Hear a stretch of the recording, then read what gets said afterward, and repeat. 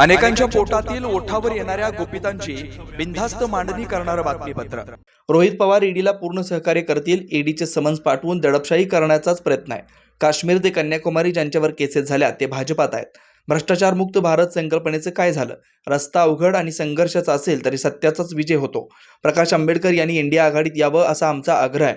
आम्हाला त्यांच्यासोबत काम करण्यास उत्सुकता आहे।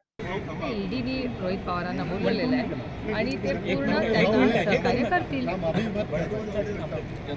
महायुतीमध्ये राजकारणामध्ये तुम्हाला प्रकाश आंबेडकरांना सोबत घ्यायचं असेल काय सांगाल? नाही, प्रकाशजींनी इंडियामध्ये यावं हा आमचा आग्रह आहे आणि नेहमीच राहील। ते या राज्याचे देशाचे मोठे नेते आहेत आणि आम्हालाही त्यांच्यावर एकत्र काम करण्यात प्रचंड उत्सुकता आहे। त्याच्यामुळे प्रकाशजी स्वागतच होईल इंडिया आघाडीत। राष्ट्रवादीचे कार्यकर्ते महाराष्ट्रातून वेगवेगळ्या ठिकाणावरून आलेले आहेत, आंदोलन करत आहेत, तर हे दडपशाहीचा एखादा प्रकार वाटत नाही का तुम्हाला? हे दुर्दैव आहे, म्हणजे तुम्हालाही प्रश्न विचारायचा वाटतं। हीच थोडी मोठी गोष्ट आहे, त्याच्यातच आमची पोचपावती आहे की अतिशय दडपशाही आहे। यापूर्वी सुद्धा ईडीने ज्यांना नोटीस पाठवल्या ते भाजपामध्ये परिवर्तन झालेले आहेत, काय सांगाल? तुमच्या प्रश्नातच उत्तर आहे ना, त्याच्यामुळे ज्या पद्धतीने प्रश्न तुम्ही विचारला आहे त्याचा अर्थ ज्यांच्यावर केसेस काश्मीर टू कन्याकुमारी झाले आहेत असे बरेचसे नेते आज भारतीय जनता पक्षाबरोबर आहेत।